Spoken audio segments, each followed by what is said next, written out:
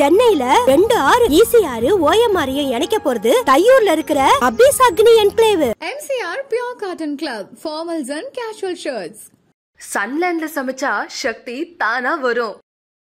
தமிழ் கொடி, தலையன் கொடி, வீர கொடி, விஜய கொடி, ஆடி பாரு டாக்கு கொடி. யார பார்க்க வந்தீங்க?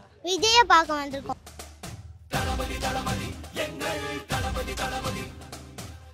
ரொம்ப பிடிக்கும் எனக்கு. நான் தீவிரமான தளபதி ஃபேன். லாஸ்ட்டாக வந்து அவன் இங்கேருந்து ஊருக்கு போவான். ஊருக்கு போகும்போது கூட விண்டோ வழியாக எத்தனை கொடி இருக்குன்னு எண்ணின்னு வருவான். ECRல வந்து ஒரு கொடியாக பார்த்து அப்பா 1 2 3 விஜய் கொடின்னு சொல்லி எல்லாத்தையும் கவுண்ட் பண்ண வருவான். ஆமாம், எல்லாமே தெரியும் அவனுக்கு. முதல்ல அவர் கட்சி ஆரம்பிப்பாரானா நம்மளுக்கு தெரியாது. முதல்ல ரசிகன், அதுக்கப்புறம் கட்சி ஆரம்பிச்சா நம்மளும் இதில் இணைஞ்சிட்டோம், அவ்வளோதான். நான் பக்கா எம்ஜிஆர் பெரியர் சார். மாநாடு வந்தேன் சார். அவர் கொள்கையை எல்லாம் பின்பு வரும்பொழுது இந்த 4 தலைவரையும் கொள்கையில போட்டவனே இவங்க கொள்கை பின்னால நான் தமிழ்நாட்டில் எல்லாமே செய்வேன்.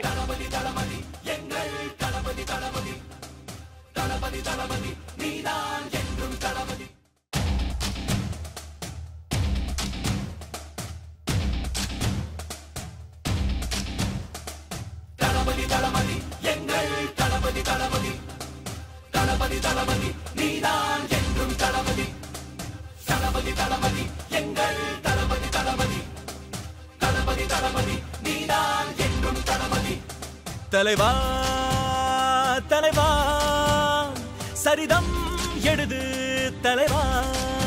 எங்க இருந்து வந்திருக்கீங்க? கல்பாக்கம். அப்படியா? யார பார்க்க வந்திருக்கீங்க? விஜய பார்க்க வந்திருக்கோம். விஜய் பார்க்க வந்திருக்கீங்களா? எதுக்காக? ரொம்ப நாளா வந்து பார்க்கலையா, இந்த இப்பதான் வந்து பார்த்துருக்கோம். ரொம்ப பிடிக்கும் எனக்கு. அப்படியா? இப்ப பாத்தீங்களா? பாத்தீங்களா? எப்படி இருந்தாரு? நல்லா இருந்தாரு. நல்லா இருந்தாரா? எப்படி இருக்காரு பாக்குறதுக்கு? நேர்ல பாக்க டிவில பாத்திருக்கியா? டிவில பாத்துர்க்கேன். டிவில என்னத எதுல பாத்திருக்க? டிவில படத்து பேரு என்ன படத்துல பார்த்த? கோட் படத்துல. கோட் படத்துல பாத்தியா? கோட்ல படத்துல பாக்குறதுக்கும் இப்ப பாக்குறதுக்கும் எப்படி இருக்காரு? நல்லா இருக்காரு. சூப்பரா இருக்காரா? அவர் பாட்டு பிடிக்குமா? என்ன பாட்டு பிடிக்கும்? தமிழ் கொடி, தலையன் கொடி. பாடு பாப்போம். 2 லைன். 2 லைன் பாடு. தமிழ் கொடி, தலையன் கொடி, வீர கொடி, விஜய கொடி, ஆடி பாரு டாக்கு கொடி. மியூசிக் எல்லாம் நல்லா சூப்பரா இருக்குமா அந்த பாட்டு? அந்த பாட்டு எப்பெல்லாம் கேட்பீங்க? டெய்லி கேட்போம். டெய்லி கேட்பீங்களா? வேற என்ன பாட்டு பிடிக்கும்? இந்த பாட்டு மட்டும் தான் தெரியும். இந்த பாட்டு மட்டும் தான் தெரியுமா? நான் படத்துக்கு போகும்போது 2 டைம் கூப்பிட்டு போயிருக்கேன். கோட்டு, அப்புறம் ஒரு 3 படத்துக்கு கூப்பிட்டு போயிருக்கேன். அதனால் வந்து படம் ரிலீஸ் ஆனால் அவருக்கும் சேர்த்து டிக்கெட் புக் பண்ண சொல்லுவார் எப்போதும். அதுலேருந்து டிவியில் போட்டாலும் டான்ஸ் ஆடுறது, எந்த மாதிரி ஆடுறாரு அதை பார்த்து அதே மாதிரி பண்ணிட்டுருப்பாப்புல. அது இல்லாமல் என்னை கேட்டிருப்பான், எப்போ கூப்பிட்டு இந்த 10th 12th ஃபர்ஸ்ட் மார்க் வச்சு பண்ணாங்கல்ல, எல்லாருக்கும் ரேங்க் வாரிசா ப்ரைஸ் கொடுத்தாரு. அதுலேருந்து என்ன எப்போ பார்ப்பாரு கேட்கும்போது நான் சொல்லிருப்பேன், நீ படித்து பெரிய ஆளாக ஆனதும் வந்து உன்னை வந்து பார்ப்பாரா அப்படி சொன்னதுலேருந்து டெய்லியும் கேட்பான், பா எப்பப்பா வருவார், டே நீ நல்லா படுறா வருவார், எப்பப்பா வருவார் நீ நல்லா படுறா. அதே தான் போயிட்டு இருந்துச்சு. நான் தீவிரமான தளபதி ஃபேன். இப்போ நீங்கள் வந்திருக்கீங்க தளபதி பார்க்கணுன்ட்டு. இப்போ பிள்ளைங்களும் கூட்டுறதுக்கான காரணம்? நம்ம வந்து இங்கே ஒரு ஃபெஸ்டிவலுக்காக வந்தோம். அப்படியே வந்து இந்த வாய்ப்பு கிடச்சிது, அதனால் பார்த்துட்டோம். ரொம்ப சந்தோஷம். ரொம்ப சந்தோஷம், சொல்ல முடியாத அளவுக்கு. சின்ன வயசுலேயும் தளபதி ஈர்ப்பு. லாஸ்ட்டாக வந்து அவன் இங்கேருந்து ஊருக்கு போவான். ஊருக்கு போகும்போது கூட விண்டோ வழியாக எத்தனை கொடி இருக்குன்னு எண்ணின்னு வருவான். ECRல வந்து ஒரு கொடியாக பார்த்து அப்பா 1 2 3 விஜய் கொடின்னு சொல்லி எல்லாத்தையும் கவுண்ட் பண்ண வருவான். ஆமாம், எல்லாமே தெரியும் அவனுக்கு. இந்த அளவுக்கு பிடிக்குது. எப்படி எந்த அளவுக்கு இருக்கும் என்ன கண்டிப்பாக வரணும். அதுக்காக தான் நாங்களும் முழுசாக கட்சி தொண்டனாலாம் இல்லை, ஒரு ரசிகனாவே அவர் வரணும். ஆமாம், வரணும். முதல்ல அவர் கட்சி ஆரம்பிப்பாரானா நம்மளுக்கு தெரியாது. முதல்ல ரசிகன், அதுக்கப்புறம் கட்சி ஆரம்பிச்சா நம்மளும் இதில் இணைஞ்சிட்டோம், அவ்வளோதான். ஆமாம். நீங்கள் மட்டும் ஓட்டா இல்லை எல்லாரையுமே? நம்ம ஃபேமிலியிலேருந்து எல்லாரும் இருக்கோம். என்னால் முடிஞ்ச அளவுக்கு எத்தனை பேரை வந்து மாற்ற முடியுமோ மாற்றி தளபதியாக ஓட்டு போட வைப்போம். என் சிஸ்டர் இது, அவங்களும் வந்து எல்லாருமே வந்து விஜய் தான். நான் புதுக்கோட்டையில் P. வடிவேல் சார். நான் பக்கா எம்ஜிஆர் பெரியர் சார்.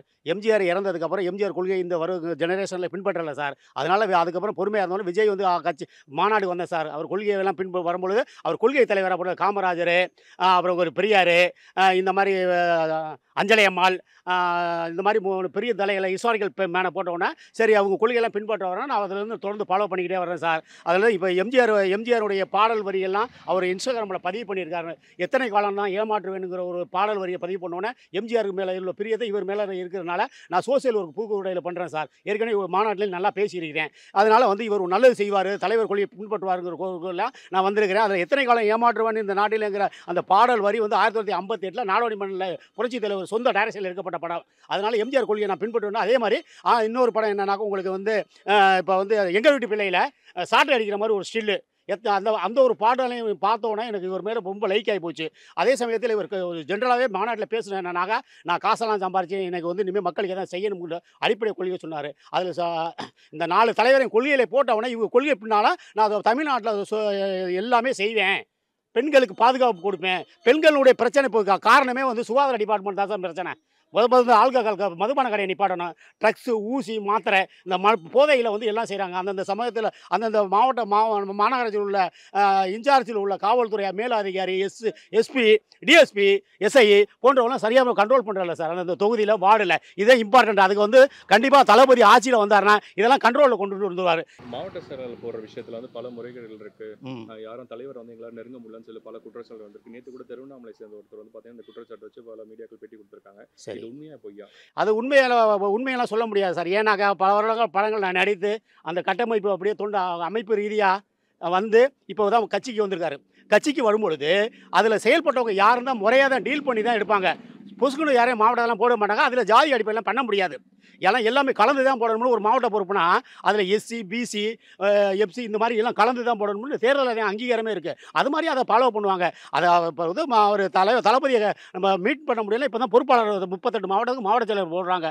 அதுக்கப்புறம் மாவட்ட செயலர் வந்து அந்த தொகுதியில் நகரம் ஒன்றியம் ஊராட்சிகள் கிளைகள் இதற்கு அமைச்சதுக்கப்புறம் தான் அவரை நம்ம சந்திக்க முடியும். இப்போ நெட்வொர்க் இப்போ தானே இன்ட்ரோடியூஸ் ஆகிறது. இன்னும் நிறைய கட்டமைப்பு இருக்குது. அதனால் நான் பார்க்கக்கூடிய சூழ்நிலை பொறுப்பாளரும் அந்த தொண்டர்களை கூடிய அறிமுகப்படுத்தி இந்த தொகுதியில் நல்லது கட்டெல்லாம் தலையிடும். இதுதான் ஃபர்ஸ்ட் ஸ்டேஜ். இப்போ மாவட்ட பொறுப்பாளர்லாம் போட்டதுக்கப்புறம் ஒவ்வொரு மாவட்டத்திலேருந்து நகர செயலாளர், ஊராட்சி ஒன்றிய செயலாளர், ஒன்றிய செயலாளர், கிளை செயலாளர் கட்டமைப்பு வந்து அவங்க கொண்டாந்து ரெக்கார்டு கொடுப்பாங்க. அதுக்கப்புறம் தான் மாவட்ட வாரியாக சுற்றுப்பயணம் பண்ணுவாங்க. ரொம்ப பேர் கேள்வி கேட்குறாங்க, மாவட்டத்துக்கு என்ன வரல, இவர் பனையூரில் அரசியல் பண்ணுறது தவறான கொள்கை. இன்னமும் கட்டமைப்பை பண்ணலை. இப்போ தான் கட்டமைப்பு பண்ணியிருக்கிறாரு. கொள்கையை இன்னைக்கு வந்து 2ஆம் ஆண்டு 2ஆம் நாள் தூக்க விழா. இப்போ வந்து அந்த அவர் வந்து கொள்கை தலைவர்களை இன்றைக்கி செலவு வச்சு தலைப்பு விழா பண்ணுறாரு. இன்னைக்கு கடைசியாக 5ஆம் கட்டமாக எல்லா மாவட்ட தலைவர் பொறுப்பும் கொடுக்குறாரு. அதனால் எதிர்காலத்தை எம்ஜிஆர் கொள்கையை பின்பற்றுவாருன்னு கூட எனக்கு 100% உண்மை இருக்கனால இருக்காரு. பர்வேஸ் அவரோட செயல்பாடு எப்படி இருக்கு? அவருக்கு எந்த மாதிரி எந்த குவாலிஃபிகேஷன் அவருக்கு மாவட்ட செயலர் போச்சு சார்? நான் அவரோட தொடர்பு கூட, ஏன்னா அவர் அப்பாவோட நான் இருந்திருக்கேன். நான் பர்வேஸ் அப்பாவோட அவர் ஜாபர்லி அவர் மாவட்ட இணைச்செயலாளர் இருந்திருக்காரு, சேர்மனாக இருந்திருக்கிறாரு. அதனால நான் அவரோட தொடர்பு இல்லை. என்னோட ஏஜுக்கு வந்து கூட போய் கேட்டுக்கிட்டுலாம் செய்யலை. நான் டைரெக்டாகவே சமூக ஆர்வலர். மாவட்டத்தில் எனக்கு தெரியாத ஆளே கிடையாது. நான் 30 வருஷமாக அந்த ஃபீல்டில் இருக்கேன். எம்ஜிஆர் பிரியர். நான் எம்ஜிஆர் கொள்கை ஒரு பின்பற்ற தான் வந்துகிட்டு இருக்கேன்.